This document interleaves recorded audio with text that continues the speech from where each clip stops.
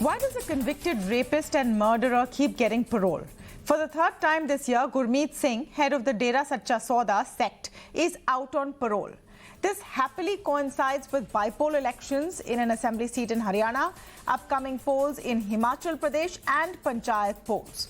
What's more, Singh has been conducting online satsangs and putting out music videos while on parole. His online satsangs are being attended by prominent political leaders. Make no mistake, this man has a lot of political clout and will, according to maybe some politicians, help them win in upcoming elections. Do remember, this man has been convicted for raping two sadhvis in his ashram and murdering his assistant Ranjit Singh. The chairperson of the Delhi Commission for Women has now spoken out, demanding that his parole be revoked. Meanwhile, Haryana Chief Minister Manohar Lal Khattar says he has no role to play in this parole of 40 days. Listen in. बाबा है Ram Rahim, rape और हत्या में दोषी हैं। जब जब चुनाव आता है पैरोल पर बाहर चले आते हैं, दिवाली में एक वीडियो निकालते हैं, क्या कहेंगे आप? मुझे कुछ नहीं कहना इसमें, मेरा रोल नहीं है इसमें, मेरा कोई रोल नहीं है इसमें। मुझे इसमें कुछ नहीं कहना, मेरा रोल भी नहीं है। दोष करेगा, कोर्ट बैठा है, कोर्ट सजा करता है, वो जेल में चला जाता है। हमको कोई आदेश मिलता है कि हम इसको पेश करो, जेल में डालो, जेल में डाल देते हैं। उसके बाद जेल के अपने नियम हैं, जेल के नियमों के आधार पर किसी को बेल चाहिए तो जाके अप्लाई करो, एडमिशन देखता है, देनी है नहीं देनी है। To speak more on this, I'm joined now by Swati Maliwal, the chief of the DCW. Swati ji, thank you so much for speaking with us this evening on Beyond the Headline. I want to understand why you have made this appeal to cancel parole, because this has also been given by the legal process. One might say that the process needs to be re-looked at. But can you just explain your statement to us? Gurmeet Ram Rahim is a convicted rapist and murderer. His place is in jail. But instead of being in jail, where he's presently serving a life sentence for the rape and murders that he has done, he is let out on parole every now and then by the Haryana government. This man, and this time what he has done, he's come out, he's been given satsangs, he has been given these pravachans, and he's also released a video, music video, just in order to whitewash his image. Instead of making sure that this convicted person serves his sentence, Haryana government can be seen completely siding with him. The Deputy Speaker of Haryana, the Mayor of Haryana actually attended these pravachans, and they said that they are big bhakts of Ram Rahim. What kind of justice is that? That is completely illegal. I think strongest action needs to be taken against Ram Rahim. He needs to be exactly where his place is, which is jail, and action has to be taken against these senior functionaries of the Haryana government. Mr. Khattar says he has nothing to do, he had no role to play in this parole. How do you respond to that? So, Mr. Khattar is saying that he has no role to play. According to Mr. Khattar, the parole is given by the court. The Home Minister of Haryana, on the other hand, is saying that parole is given by the jail department. The website of Haryana lists that the district magistrate actually provides parole to all these convicted criminals. So I think firstly the Haryana government should stop lying. It is very clear that the parole is actually given by the state government, and the Haryana Chief Minister cannot get away with saying that it is given by some court. If it is given by some court, he should come out and explain which court has granted parole 3 times in 1 year to this person who is clearly very dangerous. You see, for so many years he escaped law. We all witnessed, we all saw when media channels and other authorities inspected the Dera Sacha Sauda ashram. We saw how gufas, how these caves were built in, where he used to take these women and rape them. And not just that, there were so many cases where men had complained that this man forced them to get castrated. So this person is clearly very influential, he is dangerous, and to allow him to come out on parole again and again just for your own political benefits, I think it is completely shit. Swati ji, we need to examine the release of people who seem influential because they have political connections. Unfortunately, this is not the only case where even inside jail, convicted prisoners, if they have political clout or are politicians, get a free run. On the other hand, you know, the reason is because they have such a huge following. How do you look at that? That someone who's convicted of such heinous crimes still has such a huge following. That's why perhaps the political patronage. You see, when a parole is given, it is given in certain rare circumstances, especially for people who are convicted with such serious cases as rape and murder. So I don't understand what are the conditions that were put in place for giving a parole to this kind of a person. Why is it that he's being allowed to make videos? Why is he being allowed to just completely whitewash his image? And all this political connection that he is enjoying and he has enjoyed in the past is the exact reason why all these crimes took place for so long. So action has to be taken. But that said, we recently also witnessed in the Bilkis Bano case, which was a horrific case. We saw that, you know, this lady, she was gang raped when she was 5 months pregnant. Her 7 family members were killed in front of her.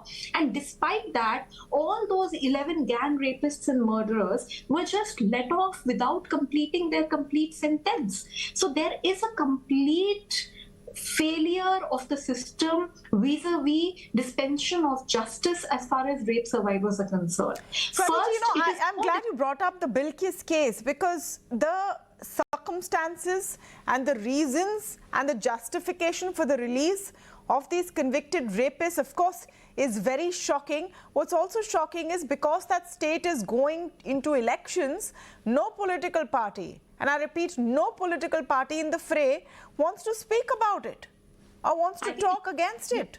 Everyone is scared it will hit their votes. I think it is very unfortunate when the vote politics actually plays a more important role than the women of this country. And that is what we are witnessing everything. It is something which is very shocking. It is something which is very sad.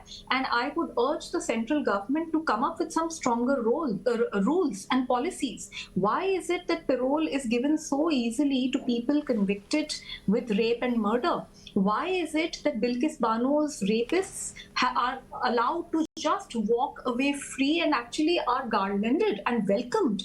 And despite the CBI saying that they should not be released. And you see, these are 2 cases which are high profile and that they have come to the notice of the public. I don't know how many such rapists and murderers are walking free because they are out on parole. And if you remember in the Bilkis Bano case, it just recently came to light that 2 of those convicts were actually, when they were released on parole, they had been charged with outraging the modesty of some other women. So it's not even as if that these people are so-called But reformed. Swatiji, let me just repeat. I mean, can happen to a person you might say that the ruling party in Gujarat, the BJP in this case, and the Gujarat government in this case has facilitated it ahead of the elections. But the other 2 parties in the fray, the Congress and the Aam Aadmi Party, are also not decrying it. It's being swept under the carpet. The broader point I'm trying to make is how politics seems to take precedence over law and safety of women again and again. I think it's very unfortunate. I think this is happening in a country where an 8-month-old baby was raped, where 90-year-old women are raped, where on a daily basis so many women and girls are raped, and at the end of the day we are all unsafe. Today we form a very minuscule part of any state legislature, very minuscule part of the parliament. I think the entire condition of women at large, and there's just so much patriarchy that is happening. So I really urge all political parties to take a very strong stand on this, to have this particular issue, especially safety of women, in their manifestos, and actually do something about women for a change. And most importantly, presently, I urge the Haryana government to immediately cancel Ram Rahim's parole. At the same time, I urge the central government to come up with strong laws, strong policies, so that there is some transparency and some stringent measures that are taken when these people are released on parole. And frankly, I really think that parole should not be given to gang rapists, should not be given to rapists, should not be given to murderers, and should definitely not be given to people who enjoy so much political clout. Because they can always come out and they can threaten people, they can create a different kind of an influence, and they can get away scot-free, and that's something that should not be allowed in the country. You know, Swati ji, since I have the opportunity to speak with you, I want to ask you a broader question about the role of organizations like the DCW, the NCW, in the actual protection of women. We've seen the latest NCRB data. Crimes against women are on their way up, and these are reported crimes. There is a sense that despite having some of the most stringent laws, we are failing at protecting our women. What is the role of organizations like the DCW, and what really can be done? You know, apart from commenting on an incident after the incident. You see, when I joined the Delhi Commission for Women, which was 7 years back, in 8 years before me, one case had been handled by the Commission. Now, in the past 6 years, we've handled over 1 lakh cases. We've been able to give assistance to thousands and lakhs of women. We've rescued women. We are issuing notices. We are getting their FIRs done. We are helping them through their legal process. And we have completely expanded the scope of the Commission. Today, the Women Commission, at least in Delhi, is a body to reckon with. And people are somehow being able to get a lot of help through the Women Commission of Delhi. But that said, somewhere I feel that it's a lone voice. You see the National Commission for Women, you see the Haryana Commission for Women. Why is it that the Delhi Commission for Women has to raise a voice and a lone voice on an issue like this? What are the other women commissions doing? It's very unfortunate. Why is it that none of the women commissions are making any noise? And in fact, the Delhi Commission for Women right now is in the process of taking legal opinion as to what can we do in this case also, because it just, my blood boils.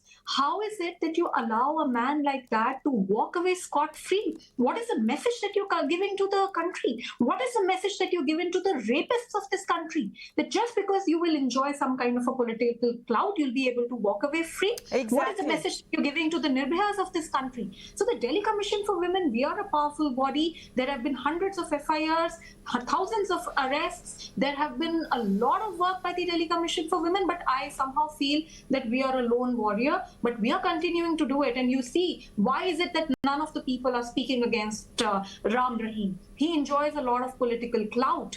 To be able to speak against him requires a lot of integrity. And I don't think a lot of people have that. You know, I would just add, Swati Maliwal ji, that posts such as this and bodies such as the Commission for Women, state or national, even though these are political appointments at the end of the day, you all have to work in a complete apolitical way. Your actions cannot be seen as being politically propelled. I think the entire 6 years or 7 years tenure of the Delhi Commission for Women, I don't think even one case can be pointed out where we were not acting in an apolitical manner. I think it is very important to keep politics away from an issue such as women's safety, and that's exactly why we are raising a demand for Bilkis Bano, why we are raising a demand for Ram Rahim, and why we are trying to do something which I think nobody else even dares to. The fact is that the Delhi Commission for Women on a daily basis is challenging the status quo, whether it is the Delhi government, whether it is the central government, whether it is the Delhi police, and whether it is all other work in the entire country which other people should have done and have not been able to do. The Delhi Commission for Women is raising its voice.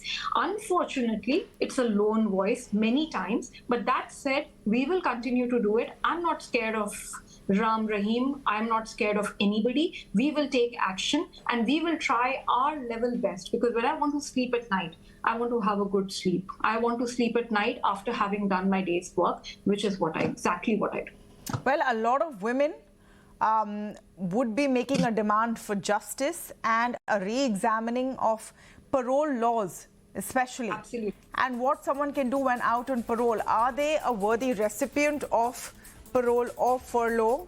And is it just a coincidence that these paroles come magically when the election's around the corner? I think this needs greater scrutiny. Thank you so much, Swati Maliwal, for joining us today.